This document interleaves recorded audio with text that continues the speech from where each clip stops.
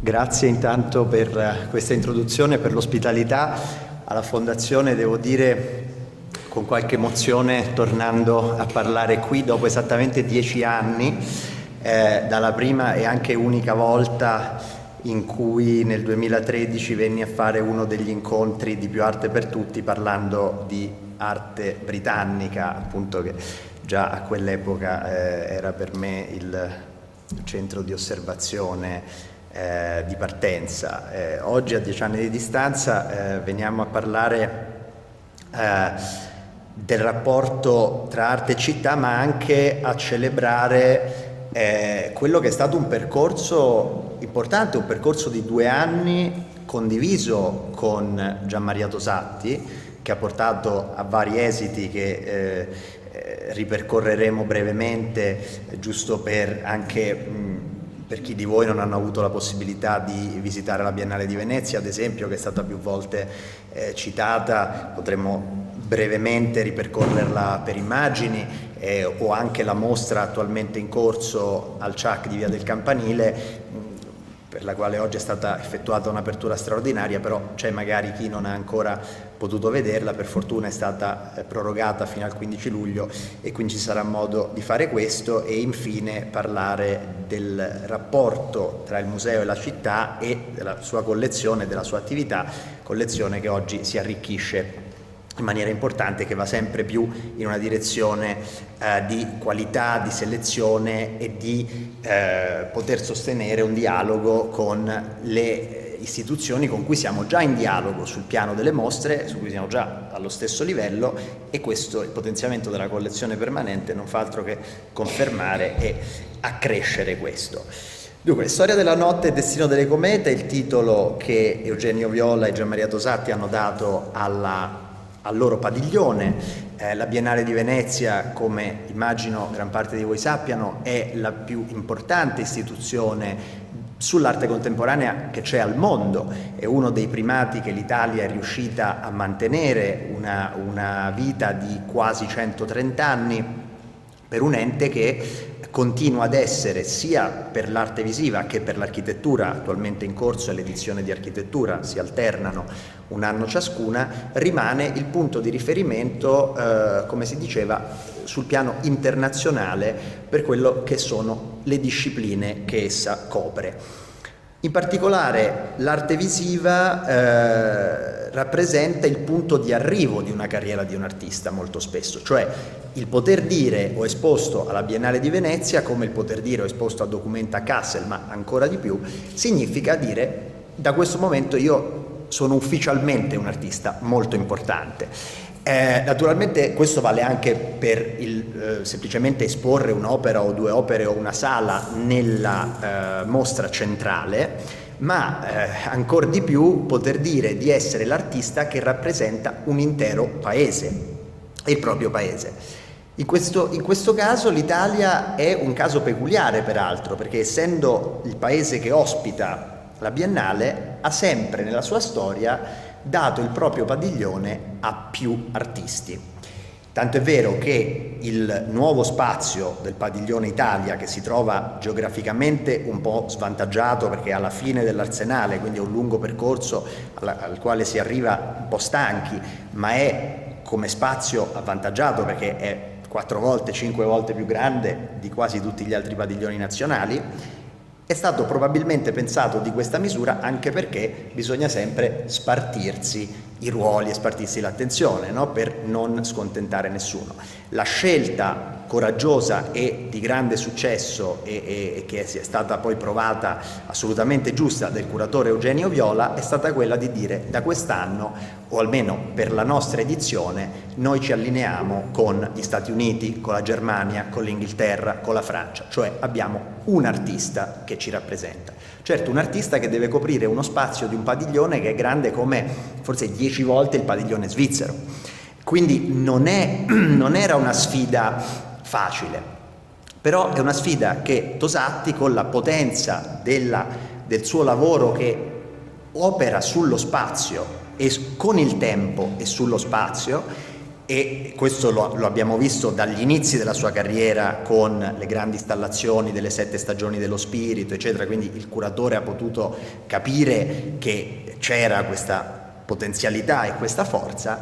Ha realizzato un padiglione che è non descrivibile e dunque non riuscirò a trasmettere quello che l'esperienza del padiglione poteva dare al visitatore, ma che comincia già al di fuori dello spazio, costruendo un'architettura industriale, post-industriale, che richiama appunto il boom economico in Italia degli anni 60-70 e il suo declino, che era il tema che l'artista si prefiggeva di esplorare con questo padiglione, e ci proiettava all'interno di spazi in un certo senso alienanti, ma anche profondamente coinvolgenti per chi direttamente o per questioni anagrafiche indirettamente attraverso i racconti, i film, i romanzi, eccetera, aveva potuto respirare questo senso della grande crescita e poi del declino della industrializzazione in Italia, attraverso delle stazioni in un certo senso molto diverse e differenziate tra di loro, con un forte impatto e presenza architettonica,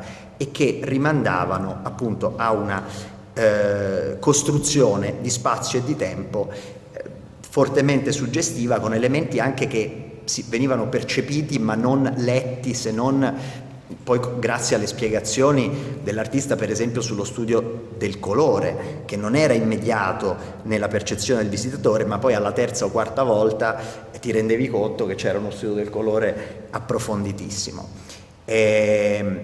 Questa è stata l'avventura che noi abbiamo iniziato insieme. Riporta Dagospia, che è la piattaforma più affidabile, più rapida, più immediata di notizie. L'annuncio l'8 novembre 2021, Gianmaria Tosatti, unico artista italiano a rappresentare l'Italia alla Biennale. Quel giorno eravamo insieme ad Artissima a Torino, con te, con il curatore, e dicemmo: perché non coinvolgere una fondazione bancaria che nell'alveo dei grandi supporter e sponsor di questa iniziativa ancora non c'era, e vieppiù una fondazione che già a quel punto da 12 anni, poi con i preparativi da 20 anni e più, è così coinvolta nell'arte contemporanea attraverso il CIAC e attraverso le emanazioni del CIAC. E così è cominciato un percorso che, possiamo dire, per quanto riguarda la Biennale, si conclude in un certo senso oggi, perché la settimana scorsa hanno annunciato il titolo della nuova Biennale del prossimo anno, che è Stranieri ovunque, e quindi di nuovo un tema politico, un tema che ha a che vedere con tante cose, con la socialità, con le migrazioni, con le città, e quindi torniamo sempre a questo tema. Si sta per concludere la mostra al CIAC, che è stata un'altra emanazione di questa collaborazione, e in più si sta per aggiungere alla collezione permanente del museo un'opera dell'artista. Da questo io direi che potremo poi sviluppare la nostra conversazione nella direzione del capire come un museo e come le opere d'arte e come gli artisti possono interagire e creare un rapporto funzionale e morale ed etico con la città. E quindi a questo punto passo la parola a Gianmaria per la sua parte di introduzione. Se no prendi questo.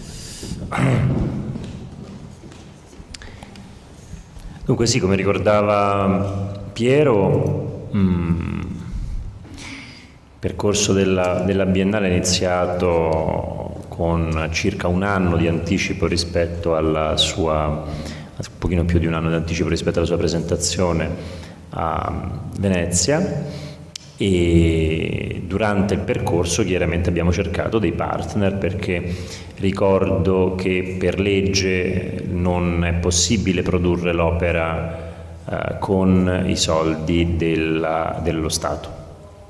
I soldi dello Stato servono a pagare tutta una serie di servizi, la guardiania, i permessi, tutta una serie di burocrazie complesse e anche insomma attività che però non riguardano la produzione dell'opera. La produzione dell'opera è completamente sulle spalle dell'artista e del curatore.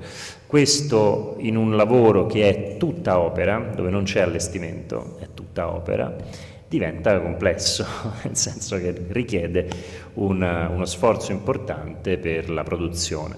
E così ci siamo messi in cammino per produrre quest'opera e ci siamo riusciti nei mesi che ci siamo dati.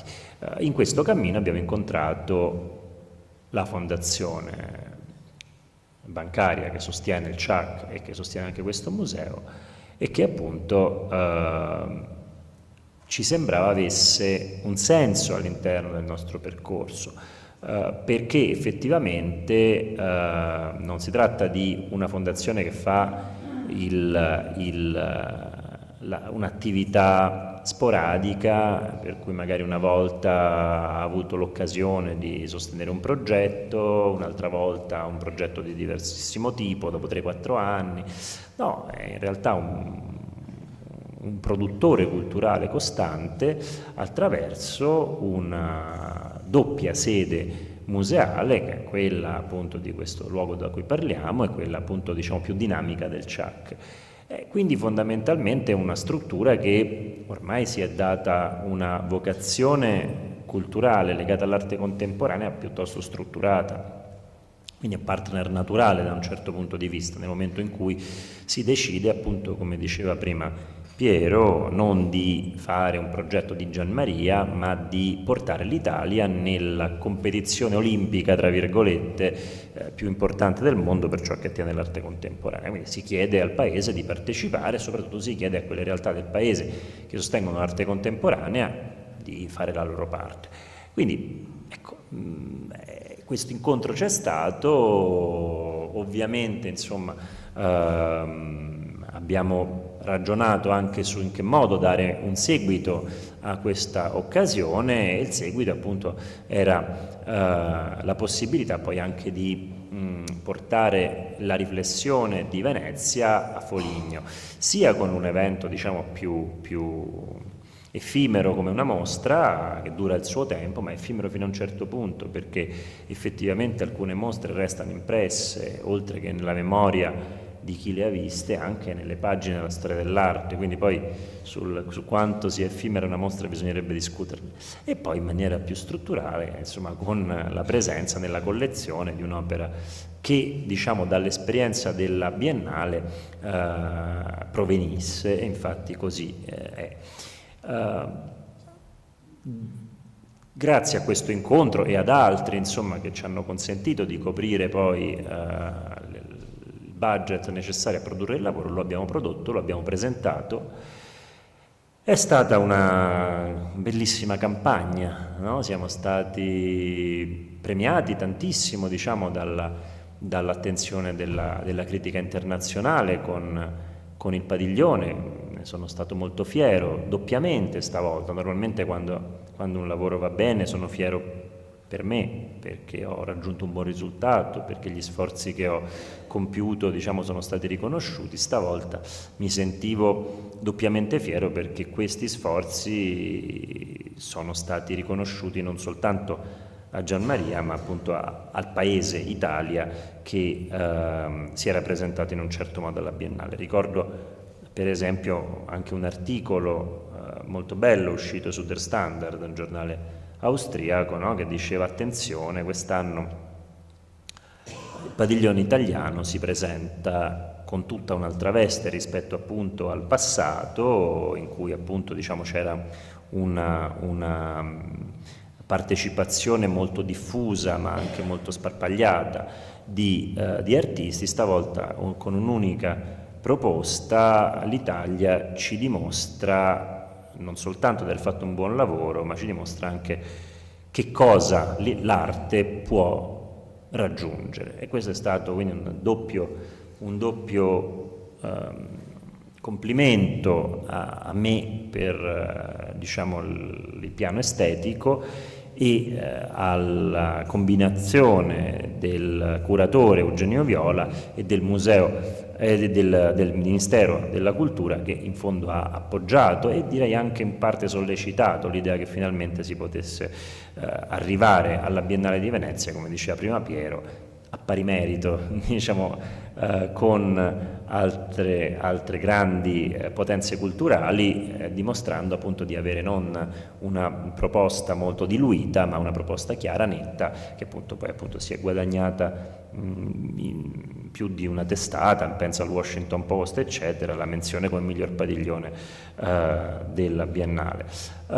Ecco, è durato il tempo che è durato, siamo stati felici anche di un altro record, il fatto che i nostri amici, diciamo, perché poi il padiglione italiano è diciamo, proposto, commissionato dal Ministero, ma poi realizzato dalla Biennale stessa, cioè la Biennale è l'ente che lo realizza. E quindi insomma, ovviamente con gli amici di Biennale con cui abbiamo lavorato a stretto contatto è stato interessante quando ci hanno detto per la prima volta nella storia di Biennale, almeno nella storia da quando il Padiglione Italia è in quella posizione, quindi ormai sono, caspita, saranno ormai quasi 20 anni direi, e è la prima volta che il pubblico si vede la mostra al contrario, cioè corre prima a vedere il Padiglione Italia e poi si guarda la mostra al contrario. Mi dispiace per la mostra, però diciamo che per noi è stato un grosso motivo di orgoglio. Tanto pubblico, tanto riconoscimento e anche certamente la constatazione che un paese sia rispecchiato in quel progetto. Un progetto che appunto era nato all'indomani della pandemia, portando dentro la Biennale pezzi di fabbriche che avevamo comprato all'indomani appunto della loro chiusura durante la pandemia. Era un modo per raccontare, come diceva prima Piero, la storia di un paese in cui certamente era una storia al presente, perché tutto quello che avete visto in quelle immagini è stato smontato. Io spesso uso una formula che è quella di dire quei macchinari erano ancora caldi. Vero, nel senso che li abbiamo estratti da fabbriche che avevano chiuso 1 mese prima, 2 mesi prima, perché appunto erano stati piegati dalla crisi che la pandemia si è portata dietro. Una crisi certamente più ampia che non semplicemente economica, però è vero che è stato un po' un momento su cui riflettere, un momento che ha portato a un trauma molteplice rispetto ai piani che ha investito. Abbiamo deciso di parlare del mondo industriale perché è stato una chiave di lettura interessante per la storia dell'Italia, diciamo almeno del Novecento. Per cui leggere la storia del paese attraverso uno dei suoi aspetti è stata una possibilità. Leggerlo in un punto di crinale, diciamo in un crinale critico, nel momento in cui si cerca di capire se si è sommersi o salvati. Ecco, questo è stato interessante per noi e il pubblico lo ha compreso, appunto un po' come nell'opera di Gino De Dominicis, cioè la palla colta un istante prima del suo rimbalzo. Ci siamo fermati proprio in quel momento, come dire, un giorno prima e un giorno dopo ciò che stavamo vivendo, quindi le fabbriche vuote, prima di essere smontate, appunto le abbiamo ricostruite, abbiamo fatto un percorso in varie tipologie di fabbriche, trovate, smontate, ricostruite in vari luoghi d'Italia con storie a volte drammatiche che hanno rappresentato, diciamo, questo nostro viaggio nell'Italia industriale che ha poi prodotto appunto questa ricostruzione, e poi in ultima istanza appunto un grande magazzino per la distribuzione, la logistica delle merci, che davanti a sé non aveva più il piazzale di carico dove i tir si fermano per fare carico e scarico, ma aveva appunto un orizzonte completamente invaso dall'acqua che in maniera piuttosto tempestosa sbatteva contro le pareti del capannone, evidenziando appunto il fatto che una certa catastrofe ambientale incombe per assurdo appunto quest'anno recentemente abbiamo visto un esempio, no, di quello che avevamo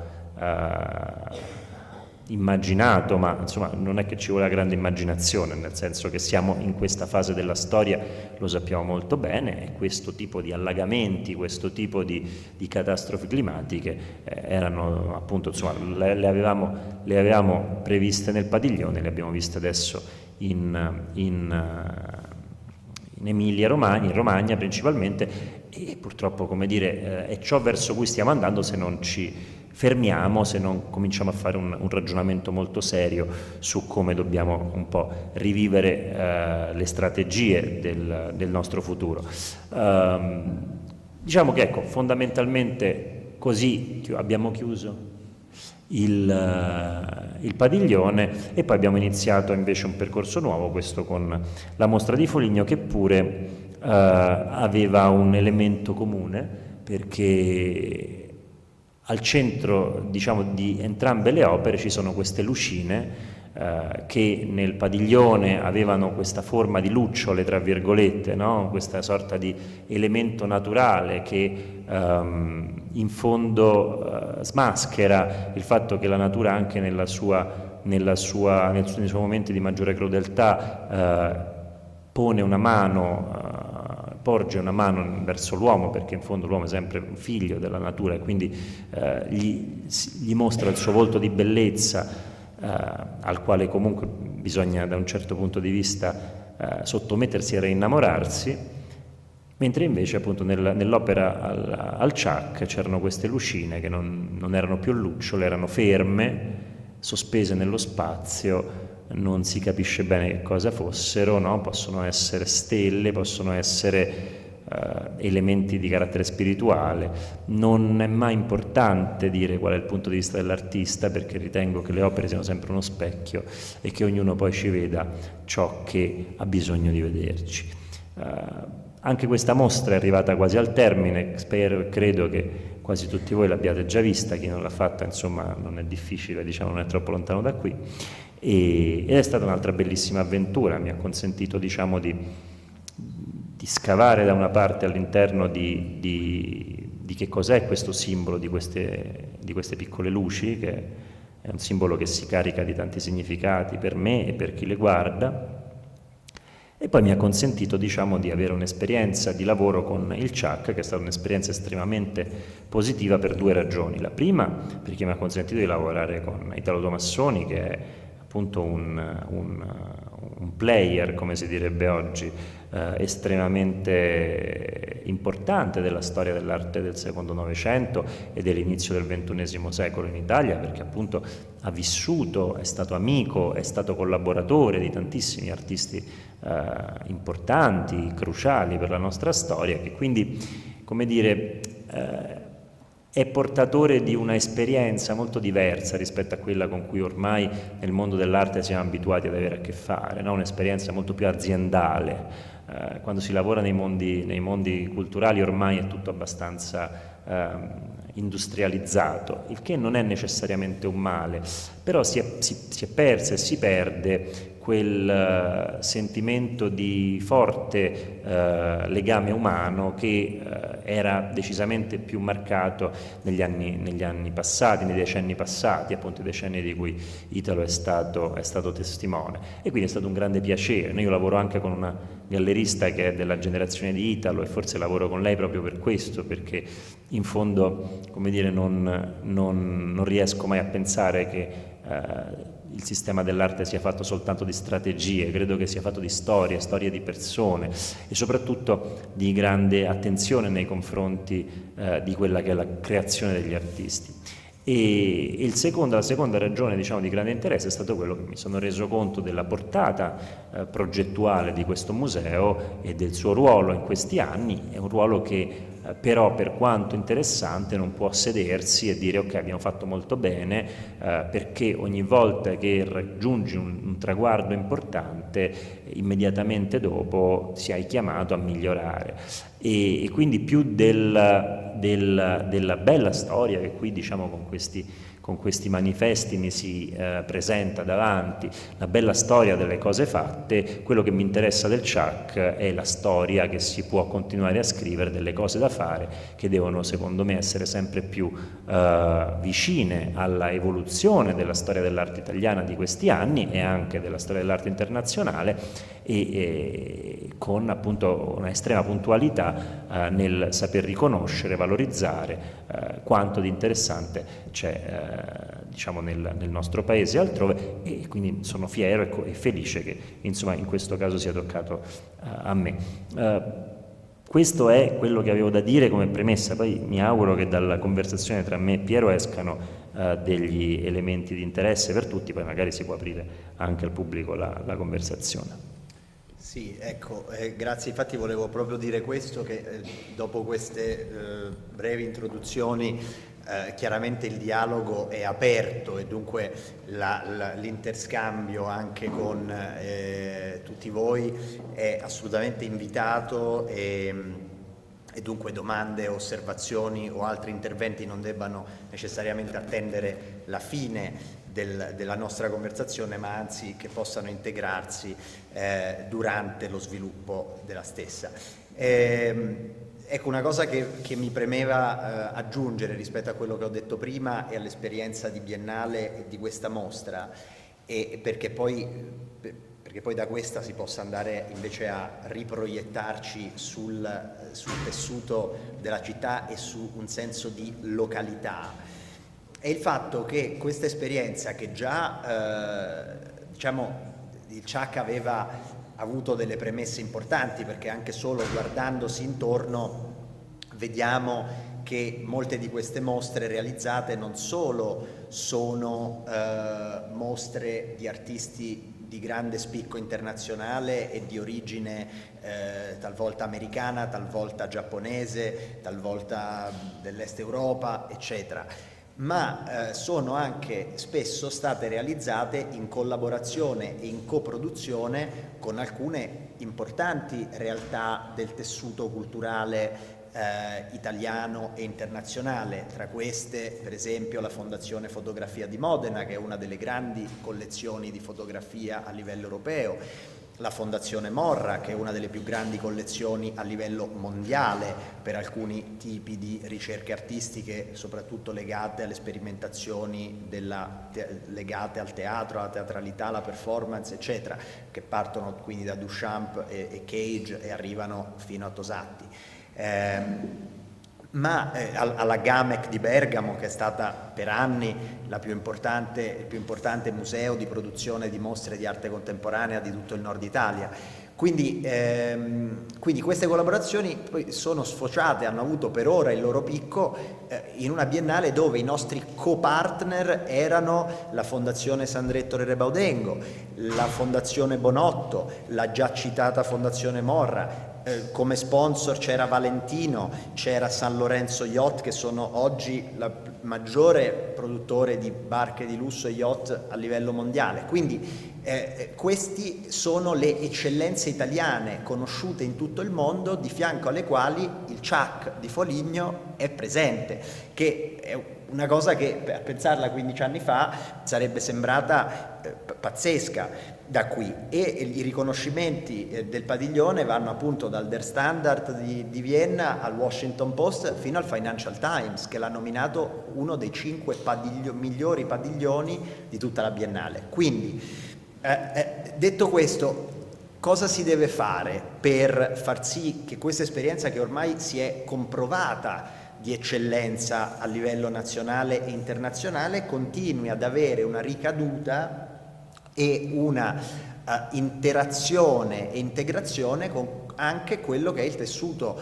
sociale cittadino e regionale e magari centro italiano? Quindi non solo relazionarsi oggi con Pirelli Hangar Bicocca, perché noi siamo gli unici in questo momento ad avere una grande mostra personale di Gian Maria Tosatti allo stesso tempo del Pirelli Hangar Bicocca, che ospita le 7 torri di Anselm Kiefer e che ha ospitato una grande personale di Cattelan prima di lui, che ha una mostra di Ann Veronica Jansen allo stesso tempo di quella di Gian Maria. Ma anche continuare sempre a ingaggiare la città, la provincia, la regione, eccetera, con iniziative come workshop, come cose che creino un interscambio. E quello su cui infatti ti vorrei sollecitare, e su questo Emanuele De Donno per esempio ha fatto un lavoro importante con la mostra Manufatto in situ, che dimostrava 10 interventi sul paesaggio e sulla città di grandi artisti internazionali che hanno operato in Umbria. Si andava da Sol LeWitt in particolar modo a Joseph Beuys, a molti altri. Ormai la mostra ha qualche anno, ma era uno scandaglio molto interessante rispetto a quelli che erano stati questi interventi, che avevano poi lasciato un'eredità all'interno del tessuto. Oggi chiaramente l'interazione tra artisti, urbanisti, architetti, city planners, designer è acuita in maniera molto significativa. L'ultima Biennale di Architettura lo ha dimostrato, e soprattutto si sta passando da concetti di design, come dire, svincolato da qualunque logica anche locale, che è stata un po' la filosofia degli ultimi 40-50 anni, in cui i mega architetti progettavano delle strutture sull'onda della spinta anche teorica postmodernista, progettavano delle grandi sculture che sono alla fine diventati dei non spazi e che erano uguali in tutto il mondo, per cui tu un'opera house di Frank Gehry, che è disegnata in un certo modo, te la ritrovi a Los Angeles, te la ritrovi dall'altro capo del mondo, o te lo ritrovi come sotto forma di museo in un posto come Bilbao, generando poi anche lì una ricaduta molto importante, che poi sono ricadute analoghe più nel piccolo a quelle che può avere un centro come il CHAC. Ma quello che è interessante vedere è come oggi invece ci si stia spostando a una filosofia più locale, di integrazione con il tessuto del luogo, e del quale peraltro Gian Maria ha una grande esperienza, perché è stato un artista che da sempre, pur affermando che la materia del suo lavoro è il tempo, però poi in realtà ha sempre interagito con lo spazio e con l'architettura. Ho già citato le 7 stagioni dello spirito, ma penso anche ai lavori performativi e diciamo di intervento sul paesaggio, di cui spero ci dirai qualcosa di più, degli ultimi anni in Ucraina, in Turchia e fino alla stazione della metropolitana di Scampia, che quindi chiaramente si integra anche in luoghi di grande difficoltà. Vorrei sapere qualcosa, vorrei che ci raccontassi di queste esperienze. Tantissimi spunti hai tirato fuori, diciamo. Partiamo da un fatto, che alcuni anni fa mi sono fatto delle domande, nel senso che sono stato educato in un mondo dell'arte appunto un po' diverso rispetto a quello dei tempi di Italo, di Lia. È un mondo dell'arte molto strategico, appunto molto aziendale. Non mi va di dire industriale effettivamente, perché industriale mi dà quasi l'idea che poi tutto questo sia sostenibile. Aziendale non necessariamente, nel senso ci si prova ma poi magari non ci si riesce, che è il caso secondo me di una parte importante del sistema dell'arte, che cerca da un certo punto di vista di essere sempre un po' legato alla logica dell'evento, legato alla cosa che nei paesi anglosassoni chiamano coolness, no? Cioè all'essere attraente, e poi in realtà però rischia di mancare un po' di sostanza. Così alcuni anni fa mi sono detto non ho tanto interesse ad essere attraente, cool, no? Come si dice, fare le cose giuste nel posto giusto e tutto va bene, hai l'approvazione. C'è un mio amico molto caro che è Romeo Castellucci, che in una recente conversazione mi diceva l'artista è colui che scaglia l'oggetto rovente all'interno della città. L'oggetto rovente, questa definizione non ha molto a che fare con con l'idea di coolness, no? A parte che tra l'altro coolness si potrebbe tradurre anche come freddezza da un certo punto di vista, ma quindi è l'opposto, ma non c'è niente di carino, come dire, di good looking, no? Nell'oggetto rovente. L'oggetto rovente è una minaccia, come è una minaccia Antigone di Sofocle, no? Antigone di Sofocle ancora oggi, dopo 25 secoli, ci pone di fronte a un paradosso, no? Quello se sia la giustizia o la legge a dover prevalere. E voi sapete bene che la legge è ciò che difende i deboli, è per questo che è stata inventata la legge. Eppure ci sono momenti in cui c'è qualcosa che deve prevalere addirittura sulla legge, forse, perché non lo sappiamo. In fondo Antigone non finisce dandoci una morale, ci mette di fronte a un fatto, ed è un fatto che rimane aperto, come sempre nella tragedia greca, e come sempre deve essere nell'arte, perché l'artista non dà mai le risposte, l'artista ti mette nelle condizioni di farti la domanda. E così mi sembrava che queste due cose, la coolness e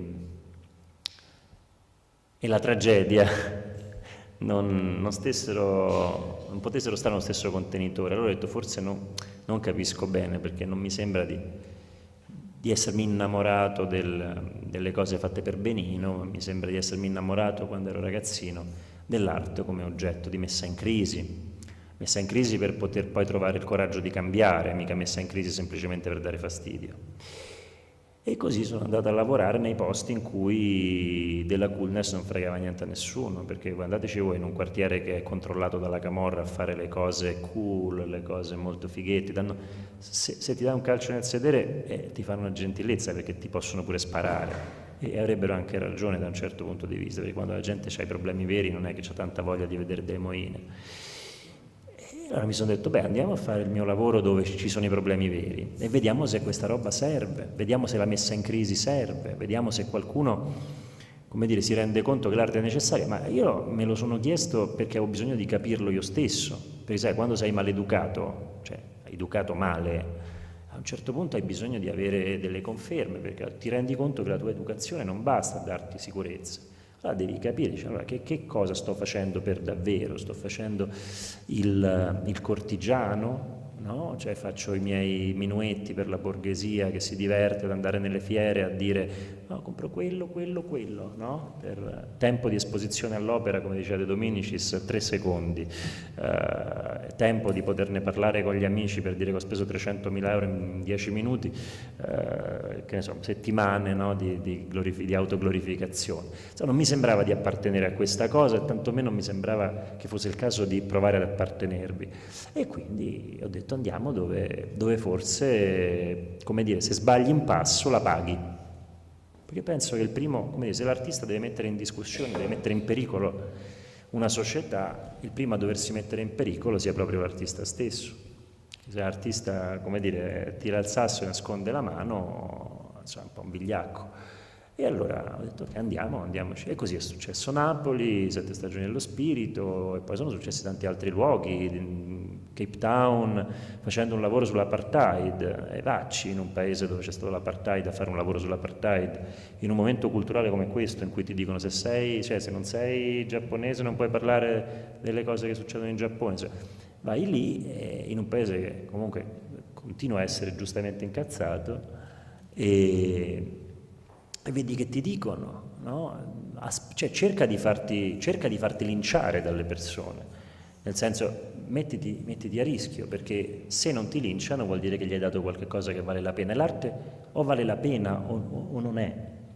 Ecco, questo mi sembrava di aver capito, diciamo, negli echi, anzi nelle eco, di quegli artisti e di quei critici che appartenevano alle generazioni passate, quindi alle generazioni che non erano nate con la coolness, in cui il pubblico dell'arte non era così numeroso, ma era un pubblico studioso, veramente curioso. Non gli interessava di farsi vedere al Met Gala vestiti in maniera improbabile, erano, come dire, attenti a conoscere molto bene, no? Ecco, insomma. E così ho detto fammi vedere se magari tutto sto circo non c'entra niente con l'arte ed è un circo, appunto. Poi l'arte però continua ad avere il suo valore, no? Il suo valore incendiario, ma incendiario di un fuoco sacro. E così sì, Cape Town e poi l'Ucraina dove la guerra già c'era, che oggi diciamo l'Ucraina è in guerra, sì, ma è in guerra dal 2014, mica da oggi. Siccome, come dire, questo non comportava un impegno militare anche o indirettamente militare anche nostro, sembrava che era una roba, ma chissà che succede, invece c'era la guerra, cioè quando io stavo lì vedevi le persone che avevano le protesi, no? Una cosa noi non siamo più abituati a vedere se non in caso magari appunto insomma di questioni mediche, ma tu vedevi dei ragazzi della mia età con una gamba amputata, eccetera, eccetera, eccetera, che camminavano in metropolitana, vedevi le pubblicità delle protesi sui cartelloni, insomma noi mica siamo tanto abituati, no? Ecco. E però era già così. E poi c'è stata la Turchia, sì, dove ci sono 20 anni di dittatura e dove abbiamo fatto un lavoro che parlava del fatto di come il governo stia distruggendo le case di una comunità, che è la comunità curda, per liberarsi di queste persone. È stato un lavoro molto, molto poetico ma anche molto duro, abbiamo avuto ogni tipo di minaccia, ce la siamo rischiata durissima lì, tanto più che quando nell'opera dopo che ho fatto in Russia, ma che non sono riuscito a finire perché mi hanno arrestato, gli agenti dell'FSB, che adesso conoscerete bene perché in questo periodo se ne parla tanto, che i servizi segreti russi, mi hanno detto però consideri che se l'avessero arrestata in Turchia sarebbe stato molto peggio. Però mi hanno anche detto se la riarrestiamo poi non esce più, però detto questo. Però purtroppo in realtà io avrei continuato il lavoro lo stesso al di là della minaccia, solo che poi è iniziata la guerra e purtroppo non è stato più possibile terminare quell'opera, e chissà che magari non sia possibile farlo in futuro. Il punto non è andare nei posti complicati perché mi fa piacere, perché mi diverte, il punto è andare nei luoghi in cui ritieni che l'arte possa servire a qualcosa, perché sono i luoghi in cui c'è un trauma, sono i momenti in cui le persone hanno più bisogno di mettersi in discussione e tu sei lì ed è il tuo contributo, come lo darebbero tantissime altre persone che vanno lì ad aiutare in un altro modo, no? Mi ricordo quando io ero a Calais, nella jungle di Calais, dove c'era quel grande campo profughi autocostruito nel nord della Francia, no? Tutte quelle persone che cercavano di andare in Inghilterra, ma l'Inghilterra aveva costruito un muro, esattamente nel punto in cui Hitler aveva costruito un muro diversi anni prima, quando voleva evitare che dall'Inghilterra arrivassero gli alleati a liberare l'Europa occupata, e invece gli inglesi avevano chiesto alla Francia di costruire un muro adesso per evitare che insomma un po' di povera gente potesse cercare di fare insomma una vita migliore.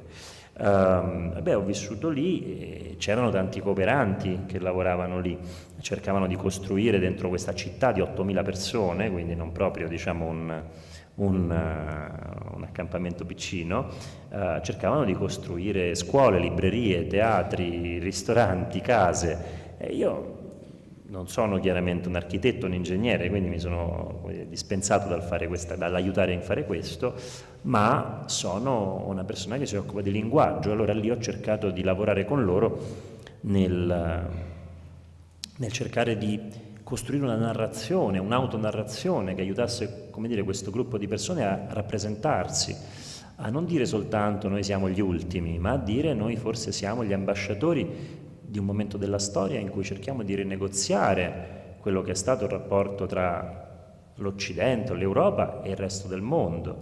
D'altra parte, per molti secoli abbiamo trattato quei paesi da cui provengono quelle persone, e quindi quei popoli, in una ottica di rapporto servo-padrone, no? Che è la logica che ha, come dire, mantenuto e gestito il tema del colonialismo. Oggi fortunatamente ci siamo resi conto che quella logica non è più sostenibile, ma credo che sia il caso di rinegoziare, no?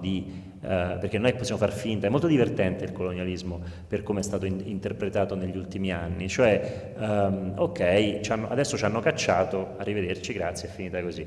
Non è finita così, perché quando hai preso tanto non puoi soltanto cogliere al balzo l'occasione di essere cacciato via e dire vabbè, allora adesso non c'entro più niente, perché ti sei portato via tutto, quindi tendenzialmente forse bisogna rinegoziare e capire in che modo ci si può aiutare, perché ritengo che quei paesi abbiano aiutato molto l'Occidente ad arricchirsi, a diventare potente, e quindi ecco, la presenza, cioè, il mio lavoro era basato sul cercare di costruire una narrazione che potesse far capire che quegli uomini non erano dei disperati, ma erano degli ambasciatori della storia che tornavano nei luoghi al centro del triangolo coloniale, Parigi, Bruxelles, Londra, triangolo di città e di colonialismi ferocissimi, a dire ok, proviamo adesso a ripensare il rapporto tra noi e voi, cambiando il rapporto servo-padrone con un rapporto di fratellanza. Per questa ragione abbiamo iniziato a fare tutto un grande lavoro su un simbolo che è il simbolo dell'arcobaleno, un simbolo di rigenerazione per tutti quanti, ma un simbolo che nella Bibbia, per esempio, è il simbolo dell'alleanza, perché lo sapete bene, vi ricorderete bene che alla fine del diluvio l'arcobaleno è il simbolo che manda Dio agli uomini per ricostruire l'alleanza, appunto dopo quel momento di crisi che aveva portato la tabula rasa non solo dell'umanità ma anche delle specie animali, tranne appunto quelli salvati dall'arca. E quindi lavorare su quel simbolo, allora iniziare ad allenarci con loro a quel simbolo, con l'obiettivo poi di realizzare un grande arcobaleno alto 20 metri e largo 50 metri che avrebbe attraversato tutta la città e che doveva servire proprio come elemento di racconto, di presentazione, di posizionamento di quel luogo all'interno del consesso europeo. Ovviamente poi il governo francese ci ha rimandati i permessi finché poi ha deciso di radere al suolo la jungle facendo questo gesto di grandissima democraticità e cancellare quella storia e quella possibilità di cui quegli uomini erano ambasciatori. Vivo così, vivo in questo mondo perché mi sento di dover dare il mio contributo, allora ecco, aiutare a raccontare, aiutare a mostrare. Nel lavoro turco mi ricordo che molti articoli dicevano alla fine della recensione, dicevano che cosa c'è successo in questi 20 anni. Il mio lavoro serve a farci fare delle domande, quindi non è che vado nei luoghi in cui forse c'è più bisogno di farci queste domande, ma è normale, no? Anche un medico non è che va dove va tutto bene, di solito è come emergency, no? Cerca di fare la sua parte dove c'è più bisogno. Allora, vedete, quando magari spesso in Occidente i mondi dell'arte sono un po' cortigiani, allora dice vado dove le cose accadono e dove il mio lavoro serve, non ho voglia di fare minuetti o di... Questo però non vuol dire che l'Occidente sia tutto da rinnegare, anzi il punto è proprio questo, è che bisogna ricostruire l'Occidente, bisogna cercare di riportare in un orizzonte di necessità la produzione artistica anche dove magari oggi è una moina, come si dice a Napoli, no? Cioè vedete, adesso vanno molto di moda le fiere, sono una cosa fantastica per me. Piero fa l'art advisor, quindi in fondo, come dire, ci lavora in quel contesto, perché poi in fondo è così, il mercato si muove tanto lì. Ma fa molto ridere perché in realtà sono dei luoghi completamente depensati, no? In cui non c'è neanche più la coolness, cioè non c'è niente, è una macelleria messicana. Tendenzialmente i quadri sono appesi a brandelli sui muri senza alcuna riflessione, senza alcuna logica. Eppure quando vai a vedere, come dire, è difficile portare una persona a una mostra in un museo, non lo inviti, adesso vediamo, magari cerco, provo, eccetera. Quando c'è la fiera sono tutti pronti, andiamo alla fiera, è una cosa assurda, voglio dire, no? È un po' come invece che andare non so, in un pascolo a vedere gli animali che camminano liberi, vai al macello a vederli lì appesi in quarti. È una cosa abbastanza strana, però bisogna poi fare uno sforzo, appunto, no? Cioè cercare nei luoghi in cui è chiaro che poi se vai appunto nei quartieri curdi di Istanbul nessuno sa neanche che cos'è una fiera, quindi ecco perché dico io vado lì dove sono, come dire, vado ad aiutare, ma da un altro punto di vista sono anche in salvo da tutta questa roba. Però è anche vero che nei luoghi appunto, insomma, dove invece tutto questo ha un valore e un peso, forse vale la pena a volte invertire, no? Cioè fare un lavoro che inverta la tendenza, un lavoro che non sia commerciale, un lavoro che sia analitico. Diciamo che appunto da 2 anni quasi sono direttore dell'istituzione nazionale che si occupa dell'arte contemporanea italiana. Credo che la mia presenza in quell'istituzione abbia prodotto non un'inversione di tendenza dell'istituzione stessa, che anzi appunto come dire, ha nello statuto il fatto che debba essere una struttura di ricerca, di indagine e anche poi di promozione, di ragionata promozione internazionale, ma credo che la mia presenza in quelle istituzioni stia comportando uno sforzo di inversione di tendenza all'interno del sistema dell'arte italiano, perché ovviamente abbiamo invaso il sistema dell'arte con tutta una serie di attività scientifiche che era piuttosto difficile trovare prima, nel senso che avere una struttura che porta avanti la sua produzione attraverso il lavoro di 24 curatori che lavorano in serie, come si direbbe nei circuiti elettrici, no? Cioè sono 24 persone che si confrontano costantemente con quello che facciamo, il che significa, come dire, istituire quello che John Dewey chiamava metodo scientifico applicato alle scienze umane. Cioè hai un laboratorio con 24 tecnici che verificano che funzioni quello che stai facendo, perché sai, finché lo fa uno, a me piace, che ne so, Tizio, facciamo la mostra di Tizio, ma quando hai un altro che dice ma Tizio però ha degli elementi di debolezza, allora comincia una dialettica, poi arriva pure Caio che ti dice ma attenzione, quando diventano 24 vuol dire che se poi decidiamo di fare qualche cosa, quella roba ha passato un vaglio incrociato di diverse persone. E questo non è tanto un'attività istituzionale, questo è un metodo. Anche la costruzione di una forte attività editoriale che informa, ma informa in maniera critica le persone. Noi abbiamo appena pubblicato un annuario, per esempio, della critica d'arte italiana, non sapevamo che cosa aspettarci, cioè abbiamo deciso di leggere qualsiasi cosa di critico sia stata pubblicata in Italia nel 2022. Ci aspettavamo, come dire, di produrre un libro che contenesse degli estratti significativi di ogni articolo pubblicato, poi messi in ordine alfabetico per artista, quindi ogni artista ha i suoi estratti, ci aspettavamo un volume di questa grandezza, invece ci siamo ritrovati un volume abbastanza piccino. In Italia sono stati pubblicati circa 530 articoli critici in un anno su tutte le possibili piattaforme. È molto poco, ed è molto poco soprattutto se consideriamo che di questi 500 articoli, almeno 300 avevano espresso lo sforzo critico con un aggettivo e non di più. Allora, aver creato una rivista come Quaderni d'Arte Italiana, che invece cerca di approfondire con un certo grado di scientificità e di analisi quello che accade, ci sembrava un contributo importante, fare lo stesso attraverso tutta una serie di altre pubblicazioni scientifiche che stiamo producendo.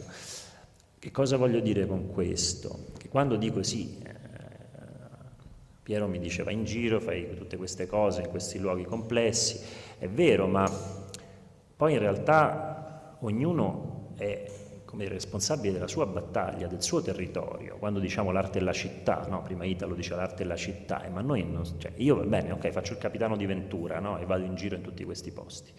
Però chi vive in una città come Foligno o come qualsiasi altra città, però non è proprio qualsiasi altra città, perché poi ogni città ha una sua storia. Questa città ha una storia sull'arte contemporanea che è innegabile e anche piuttosto robusta. Quindi è come Spoleto, no? Che ha una sua storia legata al festival, lo dici dappertutto, no? Spoleto e subito, tac, è il Festival dei Due Mondi. Lo stesso, diciamo, chiaramente ha una storia non così forte, ma che non vuol dire che non lo possa diventare Foligno. E allora, che cosa significa? Che il percorso di un'istituzione culturale deve essere un percorso consapevole di questo tipo di problematiche, cioè di capire cosa vogliamo fare, vogliamo seguire questa sorta di mercato gaudente ma poi in realtà incapace di produrre storia dell'arte, oppure cerchiamo di portare avanti, appunto come è stato fatto fino ad oggi e come deve essere per il futuro secondo me, cioè di portare avanti una programmazione che ha sott'occhio la prospettiva della storia dell'arte. Ma questo non può essere soltanto il compito del curatore, del direttore, delle persone che si trovano in un dato momento ad avere. Io in quadriennale ci sto per 3 anni, no? Dico sempre, faccio questa sorta di servizio civile, poi torno a fare esclusivamente il mio lavoro. Ma il compito è della comunità che partecipa nei fatti all'esistenza delle istituzioni culturali. Cioè nei fatti non è neanche Italo Tomassoni a essere il vero responsabile di questo museo, sono i cittadini della città che devono chiedere che la loro istituzione culturale sia in grado di poter fare in modo che Foligno sia uno spazio, ecco dicevo prima, no? Questi spazi assurdi, questi spazi difficilissimi, sono spazi per me in salvo, perché sono spazi che non hanno ceduto alla corte della cortigianeria, ma sono luoghi in cui l'arte può accadere veramente, perché accade in quanto fenomeno necessario. Non necessariamente ci vuole la guerra perché l'arte sia un fenomeno necessario, cioè, viviamo spesso delle crisi culturali in cui l'arte è necessaria, anche ad Atene in quegli anni, negli anni in cui nasceva la democrazia. Forse non c'era una emergenza militare immediata, ma c'era il fatto che una comunità che stava costituendo un passaggio nodale della storia dell'umanità avesse bisogno di questo catalizzatore di idee, di messa in discussione, di prospettive che l'arte. E quindi da un certo punto di vista, ecco, oggi ci ricordiamo, e chiudo così, oggi ci ricordiamo di Atene perché c'era la grande tragedia, oltre ad altre cose, ma certo anche la grande filosofia, ma ecco, ci ricordiamo di quel luogo perché i cittadini volevano la tragedia, volevano i filosofi. Ci ricordiamo molto meno di altre città che non hanno fatto questo sforzo. E quindi il compito dei cittadini è quello di volere che la loro città sia sempre una Atene. E ovviamente, come all'epoca l'istituto che commissionava la tragedia rendeva Atene tale, ecco, in realtà ogni istituzione culturale che ha in una città ha il compito di rendere Atene la propria città, e quindi ateniesi i propri cittadini. Ecco.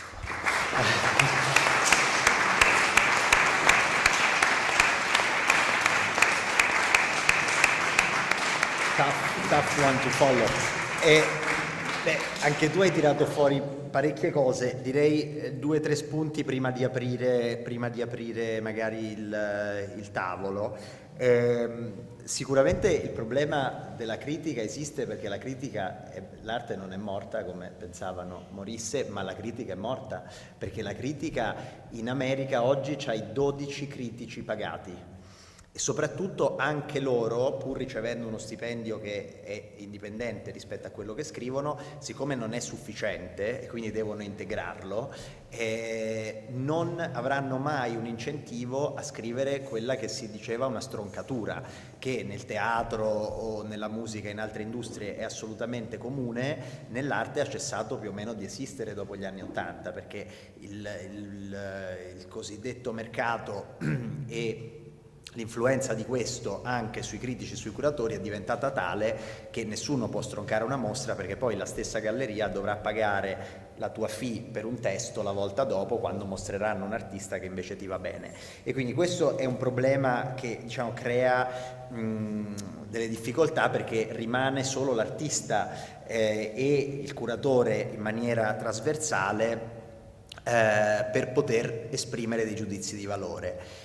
E il giudizio di valore è importante, perché nel momento in cui tu vai ad agire sulla realtà della città devi saper distinguere un intervento edificante da un intervento non edificante. A proposito della coolness, la cosa interessante è che qui, allora, a parte la tradizione della città a cui tu hai accennato, che per Foligno nel contemporaneo parte nel 1967 con lo Spazio dell'immagine, che è sicuramente, come il Festival di Spoleto e Menotti, sono i punti di riferimento per quando si parla di arti performative nel mondo. A Spoleto, il festival eccetera, le arti visive, a Foligno lo Spazio dell'immagine. Questo vale in qualunque parte del mondo. Poi dal 67 al 2009 che cosa è successo? Sono successe altre cose, ma con una cadenza molto rarefatta, e invece dal 2009, dall'esistenza del CIAC, questa cadenza è molto più frequente e soprattutto c'è una presenza permanente, che è quella della calamità cosmica, che di per sé è una vera e propria calamita globale, e questo lo vedi nei numeri delle visite, che sono superiori a qualunque altro museo della regione, eccetera eccetera. La cosa però interessante sul punto dell'anti-coolness è che qui ha operato in maniera consistente anche un artista che è proprio completamente fuori da qualsiasi sistema, ma non come te che vai fuori dal giro delle fiere, che vai fuori, ma comunque alla fine sei rappresentato, anche se da una delle più potenti e importanti gallerie mondiali, che ti porta ad Art Basel, che ti porta nelle fiere, che ti porta ad Artissima, dove ci siamo visti, e meno male, perché magari se no oggi non saremmo qui, non avremmo fatto... che si chiama Ivan Timer, il cui manifesto della mostra è qui alle mie spalle. Questo è un artista di un'altra generazione, della generazione a cui tu ti riferivi, un artista che oggi ha più di 80 anni, che viene dalla Repubblica Ceca, che è cresciuto a Parigi perché a 17-18 anni è scappato dal regime e si è rifugiato a Parigi, dove ha cominciato a lavorare come artista, e che è diventato lo scultore monumentale di riferimento non solo per la Francia, dove ha fatto 2 monumenti all'Eliseo, il monumento alla dichiarazione dei diritti dell'uomo a Champ de Mars, che ha fatto il monumento al vino a Bordeaux, quindi più di questo non so cosa si possa fare. È diventato anche uno scultore con una presenza molto importante in Italia, e in particolare a Foligno ha realizzato diverse cose importanti. 2 monumenti, uno il monumento a Giuseppe Piermarini, nostro illustre concittadino architetto della Scala di Milano e di tutto il volto neoclassico di Milano, una mostra importante al CIAC di cui ancora tutti si ricordano, e un monumento ai caduti che consiste in una fontana a forma di clessidra che si integra con delle sculture in bronzo che richiamano un'iconografia per lui tipica, che è quella delle tartarughe, dei bambini della mitologia greca, eccetera, e che ha trasformato, e non so in quanti si siano accorti di questa coincidenza temporale, ma sostanzialmente ha trasformato quello che era un quartiere in qualche modo abbandonato, in qualche modo degradato, dove in una via, la via Gramsci, dove c'erano un paio di pescherie e poco altro, e dei negozi locali di prodotti alimentari dei paesi dell'est, eccetera, eccetera, improvvisamente con l'installazione di questo monumento e l'apertura di un primo locale adiacente alla piazza, affacciato sulla piazza dove il monumento si situa, è diventata poi un centro di proliferazione di locali di qualunque tipo, ristoranti eleganti, ristoranti più alla mano, bar, caffè, bar nel senso anglosassone, cioè dove si va a bere la sera, dove fanno i cocktail molto elaborati, eccetera, eccetera, che poi da lì si è propagata come una macchia d'olio a tutte le zone adiacenti e a tutta la città, perché poi la città è piccola, quindi alla Piazza dell'Erba vicino, alla Piazza della Repubblica, tutta la via, Piazza San Domenico, cioè l'intera città sostanzialmente, a partire da questo epicentro, è diventata il luogo del cibo e del bere per tutta la regione. E quindi tu paradossalmente vedi gente che da Perugia da Spoleto viene a Foligno per uscire la sera. E tutto questo parte, io non credo di sbagliare, dicendo che questo parte dalla riqualificazione che il mettere un monumento di un artista totalmente anticontemporaneo e fuori dalla propria storia, ma all'interno di una storia dell'arte più ampia, e i cui riferimenti culturali sono enormi e molto profondi, ha provocato. Quindi dovrebbe essere automatico anche in chi vede magari il CIAC come una specie di meteorite che è stato proiettato davanti a un monastero trecentesco, con questa struttura così austera e questo materiale così contemporaneo come il Corten, disegnato da un grande artista degli anni 60, Getulio Alviani, eccetera, eccetera, e quindi lo vede come una cosa magari a sé estranea o che possa incutere qualche timore prima di entrarvi. In realtà dovrebbe poter vedere come invece, grazie a questo tipo di realtà, il tessuto sociale, economico e di vita della città stessa beneficia in maniera diretta, immediata, constatabile nel giro di un anno, di 2 anni, cioè non è un discorso che tu fai a 50 anni, poi lo farai anche a 12 secoli quando vai a vedere quello che è successo ad Atene e questo è molto importante perché poi la prospettiva di lungo corso è quella che ti aiuta anche a pensare, a non preoccuparti di quello che succede dopo 2 mesi o delle mode, eccetera. Ma nell'interesse delle amministrazioni che sono sempre a scadenza, sia private che pubbliche, eccetera, eccetera, basterebbe questo per capire la fondamentale importanza di avere uno strumento e un oggetto di questo genere e di come il rapporto tra arte e città sia vivissimo e attivissimo. E credo che tu, stando a Napoli, questo ce lo possa testimoniare. Abbiamo parlato a lungo dell'estero, magari parliamo un po' di Napoli. Ma sai, allora recentemente noi all'inizio di giugno abbiamo fatto con Quadriennale un festival internazionale in cui abbiamo invitato un po' tutti, diciamo, direttori delle istituzioni pubbliche italiane, sia quelle culturali che quelle dell'educazione, quindi università, accademie di belle arti, direttori di musei stranieri, eccetera, eccetera, eccetera. E c'è stato un elemento critico, per esempio, non uno soltanto, sicuramente più di uno, è stato interessante perché noi, ecco, da capo non abbiamo fatto il festival che servisse a fare la vetrina, abbiamo fatto un festival che era veramente un tavolo di lavoro col pubblico davanti, quindi c'erano 4-5 persone che rappresentavano appunto a volte il Ministero degli Esteri, a volte il Ministero della Cultura, un museo straniero, un museo italiano, eccetera, eccetera. Abbiamo detto ok, abbiamo delle questioni, vediamo un attimo di capirci, no? E quindi è ovvio che quando lavori così, come dire, quando non fai la presentazioncina infiocchettata a tutti quanti, ma li metti a lavorare, è ovvio che emergono elementi di criticità. Qualcuno dice no signori, questo non funziona. Per esempio è emerso un elemento interessante, da più di, ecco sì, sicuramente un paio di operatori stranieri. Tra le tante cose, una di queste è stata, anzi le dico tutte e due.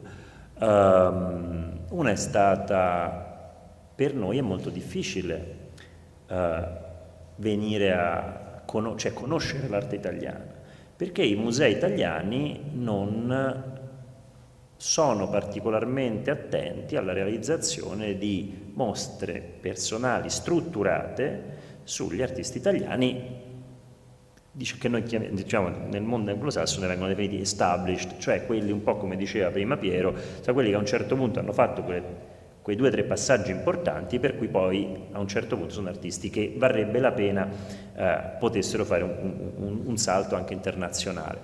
Effettivamente è raro che ci siano questo tipo di lavori.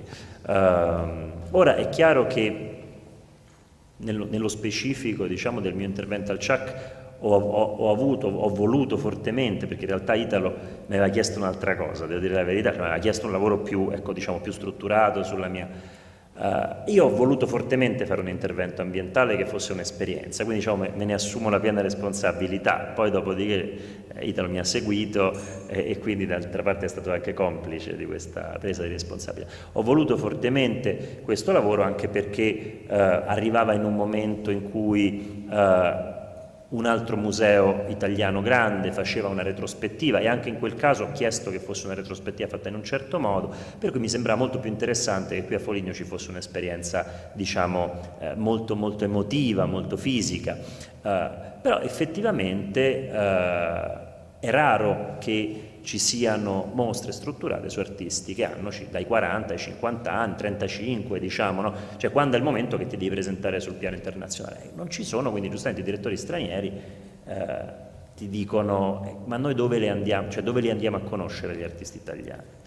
Per cui il punto nodale è proprio questo, cioè in realtà mi sono reso conto che il CIAC non è affatto un meteorite sparato, nel senso che è effettivamente un interessante dispositivo che ha uno spazio fantastico. Io ho voluto, come dire, utilizzare spingendolo, diciamo, al suo limite, ma da un punto di vista della presentazione del lavoro di un artista è uno spazio ideale, perché è uno spazio pensato, anche pensato da un artista ovviamente come dicevi tu, ma pensato per essere veramente un museo d'arte contemporanea. Talvolta ci troviamo di fronte invece ad opere che sono pensate per essere dei belli oggetti architettonici, flowing spaces, ma poi in realtà non sono pensati per essere museo d'arte contemporanea. Insomma, ce n'è un caso abbastanza lampante nel nostro paese, dove ogni volta che ci vai, al di là del fatto che possono esserci opere più o meno belle, fai veramente fatica a seguire il filo logico di una mostra, perché lo spazio ti lavora contro in maniera robusta, cioè proprio armata. E invece il CIAC è uno spazio di grandissima pulizia che sembra appunto costruito per poterci sviluppare dentro una bellissima mostra. Quindi chiaramente, come dire, è un luogo ideale perché un certo tipo di attività vi si svolga, che è un'attività che non è soltanto attività per Foligno, ma è un'attività che può avere risonanza internazionale, perché se va a rispondere a quel tipo di richiesta, che è quella che insomma l'estero ci fa, ci si dice, ma quando li vedo i vostri artisti? Perché è vero che invece, come in tanti altri paesi dove io e te abbiamo vissuto per una larga parte della nostra vita professionale, direi forse maggioritaria, è vero che in realtà bene o male c'è un'attenzione, no? A musealizzare in maniera strutturata certi percorsi artistici in modo che siano chiari all'interno del paese e anche fuori dal paese. In Italia questo è un elemento che ci viene rimproverato, non è un mio parere, lo riporto, poi anch'io la penso così, però riporto quello che sono stati i punti di vista condivisi di un gruppo di direttori di musei stranieri che è venuto nel festival di Quadriennale, quindi nel festival sulla riflessione dell'arte italiana alle Terme Diocleziane a Roma 2 settimane fa, e ci ha detto: signori, qui noi abbiamo comunque un problema, nel senso che perché dobbiamo scartabellare chissà cosa e chissà dove, cioè perché i vostri musei non propongono questo tipo di proposta e ci consentono di valutare e poi magari appunto di portare altrove. Ecco, per esempio la prima cosa che mi viene da pensare è che questo lavoro è un lavoro che si è iniziato a fare qui a Foligno e che mi piacerebbe, lo dico stavolta non tanto da artista, ma lo dico appunto da un'istituzione che si occupa di questo a livello nazionale e che però non fa mostre, o meglio, fa dei progetti espositivi legati alla produzione di ricerca, ma nei fatti non è un museo, Quadriennale non è un museo. Mi piacerebbe che i musei ragionassero così, quindi che anche il CIAC ragionasse così, no? Cioè cercasse di fare sempre di più un servizio per il paese in cui è collocato e di cui fa parte, cioè cercando di dire ok, benissimo, cioè quanto c'è di meglio nell'arte italiana e anche nell'arte internazionale, perché a volte bisogna mandare fuori, altre volte bisogna portare dentro, può essere qui portato in maniera ragionata perché sia un servizio fatto ai cittadini italiani, ai cittadini di Foligno, cioè capiamo cosa c'è di interessante nell'arte italiana, ma capiamolo proprio perché l'approccio di queste mostre deve essere un approccio analitico, serio, e poi serviamo anche la curiosità che c'è dall'estero per capire se magari questo spazio non possa essere un trampolino, perché tu dicevi prima una cosa giusta, dicevi non è che soltanto quando vai a Milano o a Palermo dici Spoleto per il festival eccetera, ma questa cosa vale a Bombay come a Bangkok, come a Tokyo e come a San Paolo, cioè comunque quel festival è importante. Anche, cioè, degli oggetti, dei dispositivi culturali hanno il compito di servire alla città, di renderla Atene, ma di renderla Atene nel mondo, non soltanto di renderla Atene dentro Atene. E questo lo fai in due maniere. Lo fai sia intanto togliendoti questo senso di complesso, di inferiorità, perché sei un centro piccolo, no? Cioè il fatto di essere una piccola città spesso dice sì, ma mica qui, mica stiamo a Roma, mica stiamo a Milano. Non vuol dire niente questo, perché se guardiamo dove stanno alcuni dei musei più impressionanti e più importanti oggi, ti viene in mente Dia Beacon, ti viene in mente Marfa, ti viene in mente Bilbao, cioè ti vengono in mente, per il mondo più commerciale, tra virgolette, ti viene in mente San Gimignano, che è un posto impossibile in cui arrivare perché non ci sono i treni, cioè questi sono centri globali di grande importanza. È molto più importante in un certo senso San Gimignano che grandi città molto molto più grandi nel raggio di 300 km. Quindi e il secondo elemento è creare il network, perché quello che dici tu rispetto al fatto di sostenere i propri artisti, il problema è che i musei francesi fanno rete, i musei tedeschi fanno rete, i musei americani fanno rete e comprano le opere dei propri artisti. I musei italiani non hanno soldi per fare collezione permanente e quindi sostenere il lavoro degli artisti, e soprattutto non si parlano. Noi avevamo raggiunto, grazie a un comitato scientifico iniziale, che contava a Foligno la direttrice del Maxi di Roma, il direttore del Centre Pompidou, poi diventato del Museo Picasso, eccetera, il direttore del Grand Ornu, all'epoca il direttore della già citata Gamec di Bergamo. Grazie a queste collaborazioni, cioè a questa presenza in un comitato scientifico per i primi, credo, 10 anni dell'attività del museo, noi abbiamo coprodotto con queste istituzioni mostre di grande importanza e di grande rilevanza, a parte i viaggi di calamita cosmica a Parigi, a Versailles, a Milano, a Bruxelles, eccetera, e al Maxi stesso. Ma poi abbiamo prodotto la prima mostra importante post mortem di Giuseppe Uncini, la prima mostra, ma insomma come cittadino, giusto, sento questa, la mostra di Vincenzo Agnetti, che da tempo non si vedeva in un museo, ed è stato, diciamo che da qui è ripartito un discorso su Vincenzo Agnetti, che poi abbiamo visto arrivare a New York, a Londra, in grandissime gallerie, in questo momento alla Galleria Cardi, simultaneamente a Milano e a Roma, in tutti i musei. Quindi questo è stato possibile grazie anche a questa rete. Quindi elementi come il collegamento con altri musei del territorio nazionale e fuori, la presenza di altri curatori, tu ne hai messi 24, ne bastano anche meno, ma insomma ti sei posto chiaramente un obiettivo alto, una collezione permanente che sia concentrata sulla qualità, che quindi accolga dei doni e delle cose, ma che sappia come è qualitativamente elevatissima l'offerta delle mostre, sappia anche orientarsi in quella direzione per le collezioni permanenti, è tutto ciò che poi ti consente di sviluppare un sistema italiano che poi aiuta tutti, perché poi aiutando l'Italia aiuti te stesso e viceversa.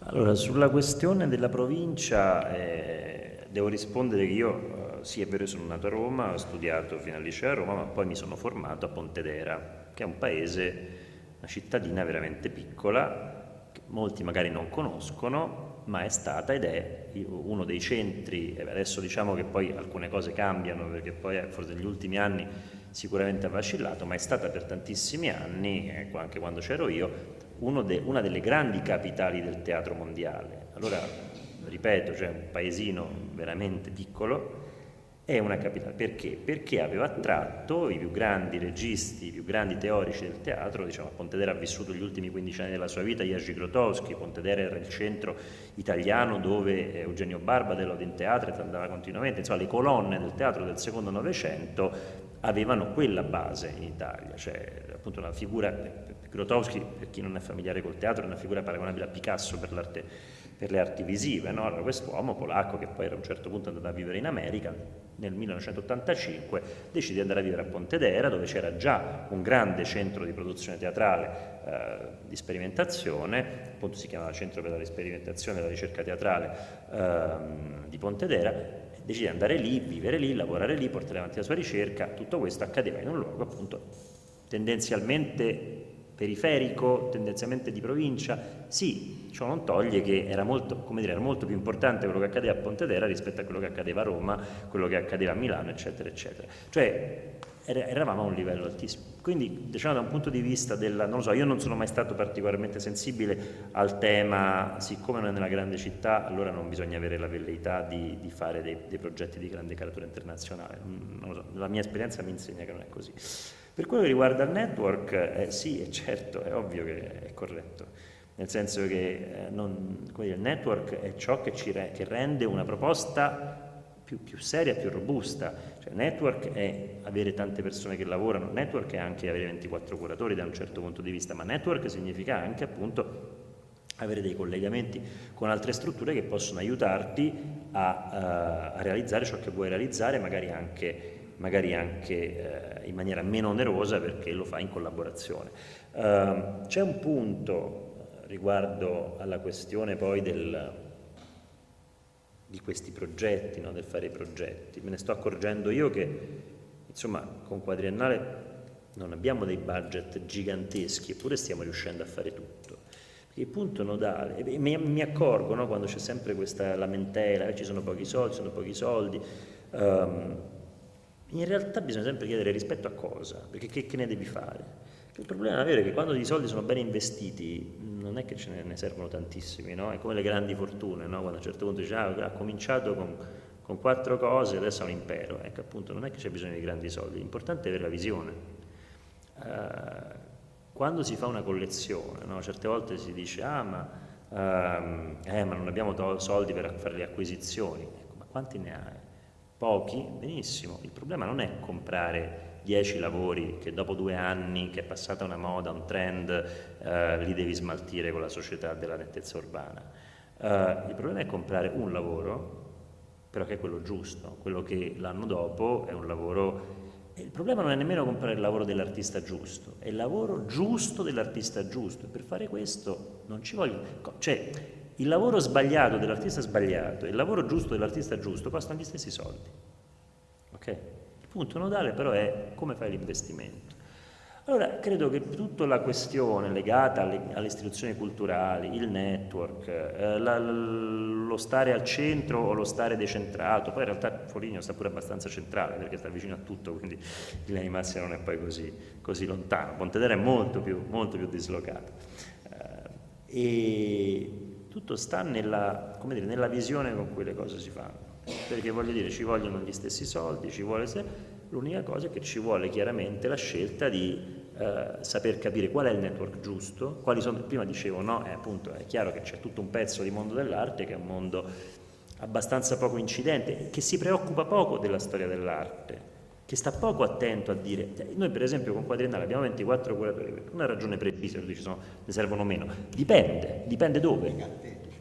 No, dipende dove, nel senso che quando tu sei l'istituzione massima dello Stato per la ricerca, non è che noi siamo la Quadriennale di, che ne so, del non so dove, cioè siamo la Quadriennale di Roma, cioè noi siamo un'emanazione diretta nei fatti di quello che è l'impegno pubblico del Ministero, che è il nostro partner principale. Noi siamo una fondazione perché chiaramente poi questo ci aiuta ad essere molto più liberi anche nel modo di affrontare le sfide, però nei fatti il Ministero è il nostro principale partner, quindi ne siamo una sorta di emanazione.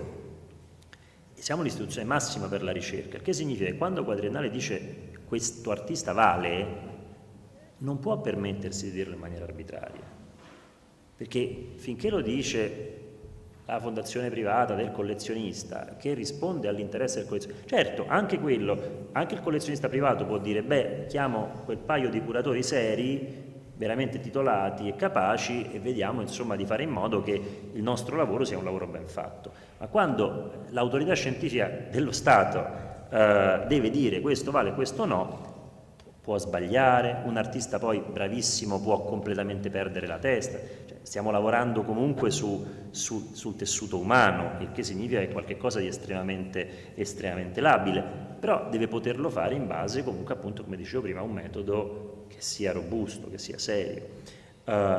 Quindi la partita è tutta lì. Poi è chiaro, per la Quadriennale ne servono 24, per un'altra istituzione forse ne servono meno, dipende anche qual è il tipo di attenzione che c'è, però alla base c'è sempre questo, cioè cercare di capire qual è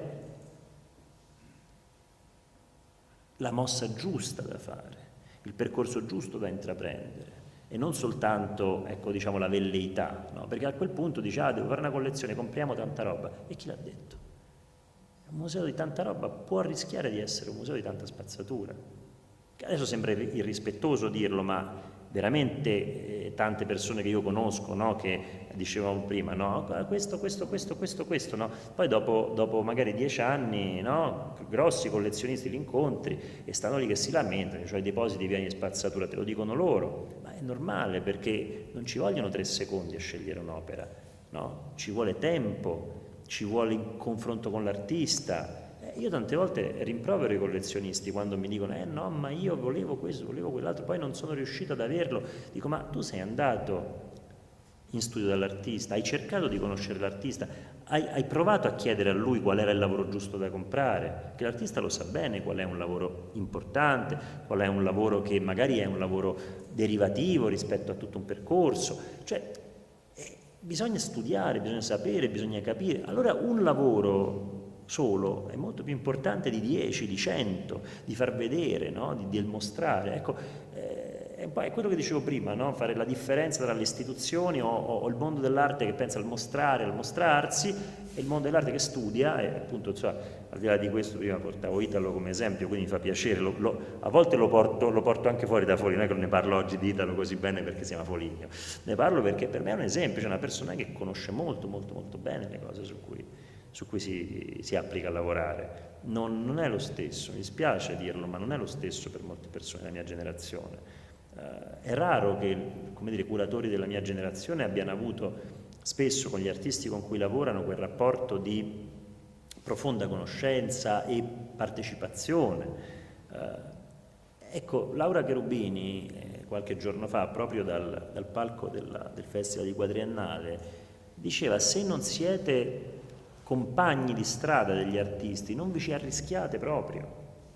Cioè, se non perdete il vostro tempo a stare con gli artisti, a fare nottata con loro, a discutere fino al litigio su alcune tematiche, non vi arrischiate. Allora, da questa, come dire, conoscenza, però da questa temperatura alta, nasce poi la capacità anche di capire qual è la rete giusta, qual è l'investimento giusto in termini non economici, ma in termini di storia dell'arte, perché ripeto, con gli stessi soldi puoi comprare un pezzo di storia dell'arte che poi fa sì che la tua collezione sia una collezione che calamita le persone, appunto, per citare, diciamo, l'opera che abbiamo qui sotto i nostri piedi, oppure sia semplicemente l'ennesima, come dire, rassegna di cose perdibili.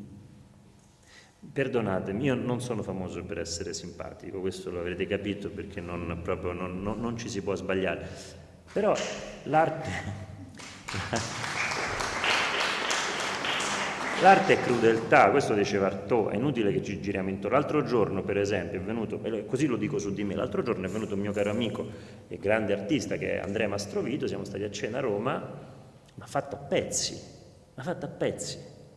E, come dire, l'artista si offende, cioè non è che mi ha fatto a pezzi, mi ha detto devi cambiare lavoro, no, però si è messo lì come fa da tanti anni, ci conosciamo da tanti anni, abbiamo vissuto in America insieme per 10 anni, quindi, cioè insieme, nel senso che vivevamo nella stessa città e ci frequentavamo spesso.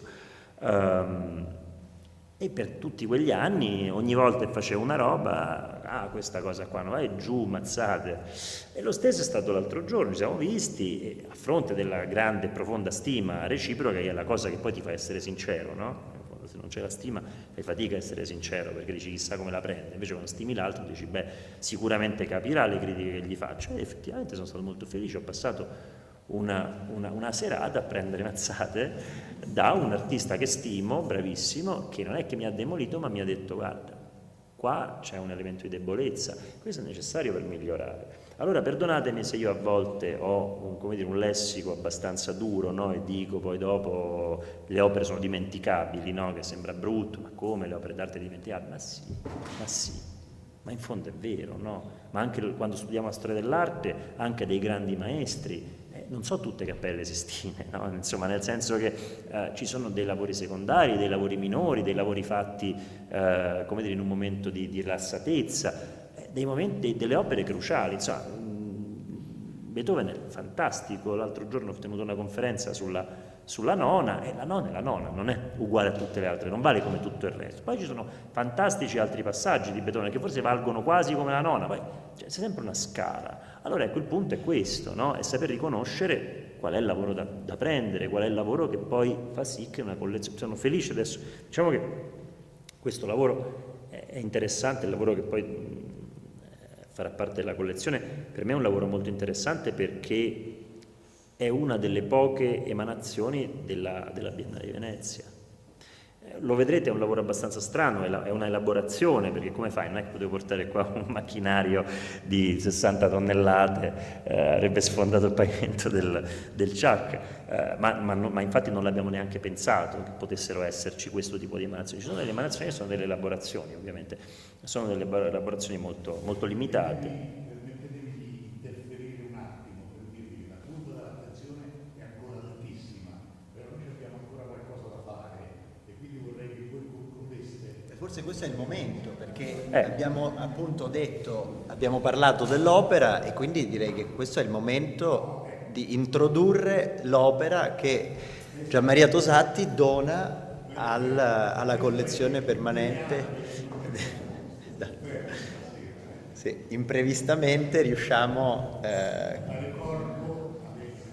sì. Aspettiamo che arrivi, perché Esatto. e comunque, come dicevo, appunto, mi auguro, sono due ragazze, insomma, vediamo. Comunque, dicevo, ecco, il punto è questo, appunto, è un lavoro che rappresenta quel passaggio per cui è nei fatti, in quanto opera, è già un pezzo di storia dell'arte, perché è come dire, la testimonianza di questo passaggio importante che è stata la collaborazione tra Chuck e il Padiglione Italiano alla Biennale di Venezia.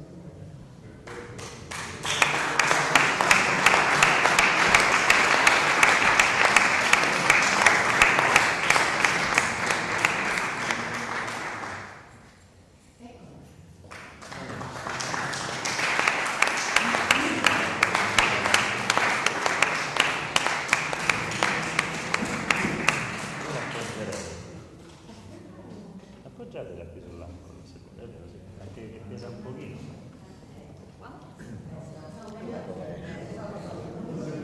Che dici, la facciamo girare o no? Ma potete mettere dove volete. Sì, sì, per terra va bene. Volete mettere a terra? Sì.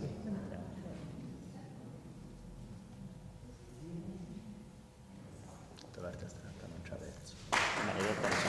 Esatto.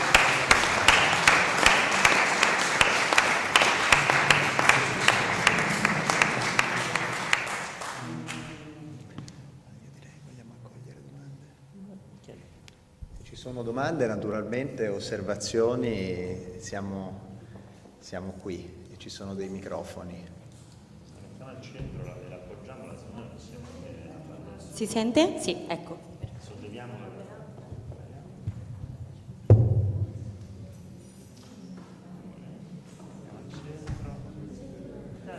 Sì, sì, al centro, qua benissimo.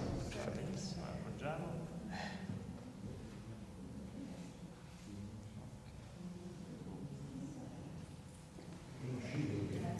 No, secondo me no, non scivola.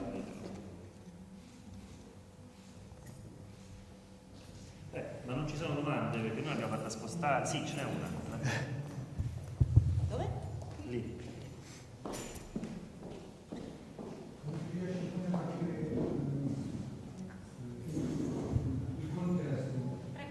Mi sembra che lavora proprio tra luci, mi sembra.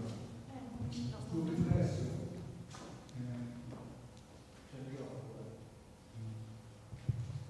Mi scusi, mi sembra che non si riesce bene a capire l'opera, magari ci si deve avvicinare di più.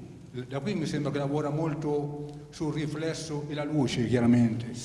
Allora, sì, chiaramente è in una posizione non particolarmente favorevole la sua. Questo lavoro si chiama Mirror, quindi specchio, e riguarda un pochettino quel tipo di percorso che abbiamo fatto durante la Biennale, cioè cercare di specchiarci attraverso la storia, no, del nostro paese, ma soprattutto il paesaggio industriale del nostro paese. In questo lavoro c'è un elemento che è stato molto importante nella costruzione del padiglione, che sono le famose onduline di vetroresina, che montate dentro quest'opera consentono una riflessione, ma una riflessione che ci sfoca, cioè ci fa riconoscere, ma non ci fa riconoscere, ci fa riconoscere la sagoma umana, ma non ce la fa identificare fino in fondo, per cui siamo noi, non siamo noi. Questo è un tipo di tema che che ha attraversato molto il mio lavoro negli ultimi anni, no? Nel senso, questo riconoscersi e non riconoscersi. Ho cercato di indagarlo attraverso diversi dispositivi. In questo caso abbiamo proprio preso un pezzo della Biennale, che erano appunto queste, prima Piero aveva fatto vedere quella superfetazione, quell'abuso edilizio esterno al padiglione, che aveva tutta una parte fatta appunto con questa vetroresina, e che nei fatti è una sorta di caratterizzante di quello che è il paesaggio industriale. Ovviamente quando poi tutto questo si rielabora poeticamente in un'opera, smette di essere appunto l'ondulina, smette di essere questo, ma diventa un elemento che si fonde con il gesto plastico dell'opera, che è appunto uno specchio attraverso cui riesci a intravedere qualcosa che ti somiglia, come ci somiglia l'Italia di cui abbiamo parlato in quel lavoro. Poi è chiaro che vista è proprio un'opera in cui bisogna muovercisi un po' davanti per poterla come dire, performare, ecco. Grazie. Buonasera, intanto grazie. Siccome prima si parlava dei cittadini e sono loro a far accadere qualcosa, giustamente, secondo voi sono più attratti dalla moda o dall'arte pura e autentica per essere attratti? Cioè la moda intendi, perdonami, un trend o la moda proprio fashion? Trend da un punto di vista artistico. Vuoi rispondere tu? Sì, allora, dunque, secondo me la pulsione iniziale è sempre verso l'arte più pura. Poi purtroppo quella del trend è un vizio che si sviluppa successivamente, cioè nel momento in cui uno poi fa un certo tipo di esperienza, se quelle esperienze non sono sufficientemente forti o strutturate da un punto di vista anche teorico e che quindi non vanno in profondità anche a livello storico, storiografico, eccetera, è molto facile essere poi condizionati da quello che Gianmaria chiamava la coolness, cioè a questo punto io voglio essere fichetto e quindi comincio a seguire quegli artisti che sono fichetti e che fanno cose che sono del tutto irrilevanti sul piano storico, per la maggior parte dei casi e sempre, ma che in quel momento sono di maggior tendenza rispetto ad altri che invece magari vanno in Ucraina o fanno cose che stanno fuori dal tempo. Questo purtroppo è un rischio che si manifesta molto spesso e che oggi è in particolar modo acuito dal fatto, dalla presenza dei social media, dalla presenza delle fiere, dalla predominanza del mercato rispetto alle istituzioni o rispetto alla critica, e quindi ahimè la fase successiva è molto relativa ai trend. Bisognerebbe fermarsi prima, cioè bisognerebbe impedire che dal capire e dall'approcciare l'arte con uno sguardo di genuina curiosità si passi poi invece al voler seguire delle direzioni che vengono da fuori, dall'esterno. Il punto è che siamo tutti soggetti alle influenze. Anche il mercato stesso è soggetto alle influenze. Per esempio, ultimamente mi è capitato di parlare con alcune gallerie internazionali che mi dicevano: in questo momento va questo tipo di lavoro, quindi noi siamo alla ricerca di artisti di questo tipo di lavoro, col rischio che appunto si cerchi di dare una risposta a una domanda di mercato e non a sostenere un percorso di strutturazione di una certa pagina di storia dell'arte, cioè va di moda il figurativo pittorico, per cui adesso dai col figurativo pittorico. Ma una galleria internazionale non è che ti dice in questo momento i migliori artisti si esprimono col figurativo pittorico, ti dice c'è questo trend e io che sono un'azienda devo cercare chi fa questa cosa, perché questa è la roba che si vende. Lo possiamo biasimare? No, perché? Perché un'azienda giustamente deve portare a casa i suoi risultati anche economici da un certo punto di vista, ha dei lavoratori sulle spalle, insomma mettiamola così, hanno le loro ragioni, non sto dicendo che è auspicabile, ma hanno le loro ragioni. Per cui di fronte a alla costruzione di un trend, che però è un trend insensato, un po', se qualcuno di voi si ricorda quella bella canzone di Luigi Tenco che si chiama L'acqua blu, la ricordate? È una canzone che dice a un certo punto qualcuno ha cominciato a produrre l'acqua blu e mi sembra una roba strana, poi è cominciato ad andare di moda e tutti volevano l'acqua blu e io volevo l'acqua blu e non so nemmeno perché che andava di moda l'acqua blu. Ma l'acqua blu è una cretinata, voglio dire, è l'acqua blu, perché andare di moda? Alla fine finiamo tutti per essere vittime di una influenza, anche un player internazionale grande, no? Una grande galleria o un sistema, perché questa cosa qui non me l'ha detta una galleria. A Basilea ho sentito più direttori di grandi gallerie che mi hanno detto questa cosa, e anche lamentandosene un po', dicendo porca miseria, voglio dire, siamo legati a dover fare questa cosa perché sta roba si vende in questo momento e si vende tanto, quindi dobbiamo cercare queste cose, ma poi come dire, sai, nell'arte non è che se cerchi trovi necessariamente, forse perché, come dire, magari trovi chi fa quel lavoro, ma non necessariamente trovi il grande artista, ti devi accontentare. Però non ci sono solo le gallerie, appunto, la cosa bella del sistema dell'arte è che è fatto da diversi player, i quali player però devono quindi aiutarsi, sostenersi. Le istituzioni pubbliche o anche private che hanno però non fini di lucro, ma caratteri culturali, devono essere quelle gli argini, come dicevo prima. Cioè, perché il problema è che fin tanto che il mercato ti dice che l'acqua blu è la cosa che si vende di più, tu continuerai a comprare l'acqua blu che non è niente. Poi ci sta invece dietro, per esempio nel mondo delle cose da bere, c'è la grande cultura del vino, che in questo paese è molto importante. Allora, invece dell'acqua blu, che è una specie di frode, facciamo un'educazione alla cultura del buon vino, e allora hai una bevanda che non è una frode, ma c'ha dietro una cultura millenaria, e che poi tra l'altro sapete benissimo che c'è, come dire, anche quella va conosciuta per bene, altrimenti puoi bere il vino, quello che serve per cucinare, e ti dicono che...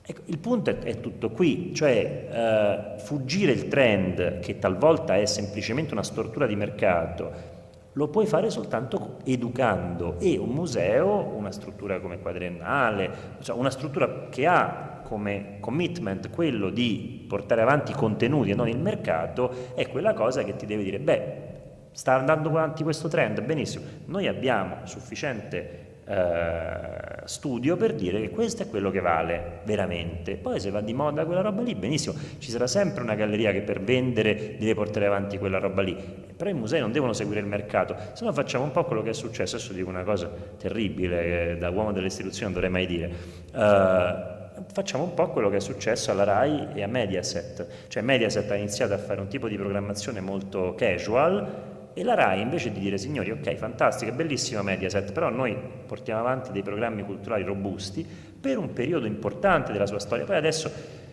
come dire, negli ultimi anni ha cercato anche un po' di correggere la rotta, lo devo riconoscere, per un periodo della sua storia a un certo punto è diventata peggio, perché erano casual ma fatti peggio quei prodotti, no? E allora bisogna sapere che cosa è servizio pubblico e che cosa è servizio commerciale. Il servizio pubblico deve fare la BBC, mi dispiace, ma è così che funziona.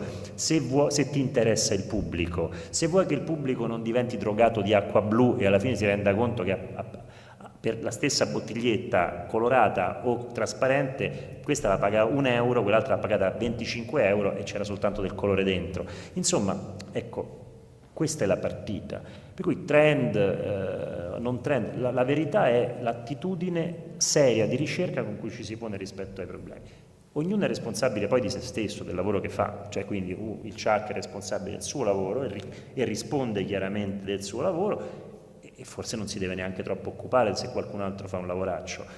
L'importante è continuare a fare un buon lavoro. Cioè, alla fine poi lo vedi nella prospettiva dei 5, dei 10, dei 25 anni, quando dici, beh, vedi però, qui è passato tutto quello che poi effettivamente si è consolidato. Di là dove si vendeva l'acqua blu non è passato niente, cioè ci sono tanti nomi e pochi fatti. Questa è l'importanza della critica anche, perché poi la critica che non la faccia magari più il critico, ma che la faccia un curatore o che la faccia un artista o che la faccia un direttore di museo, comunque serve, perché, per citare un'altra canzone molto importante di Giorgio Gaber, quando è moda, e poi conclude dicendo quando è merda, quindi anche quello è importante. Bene.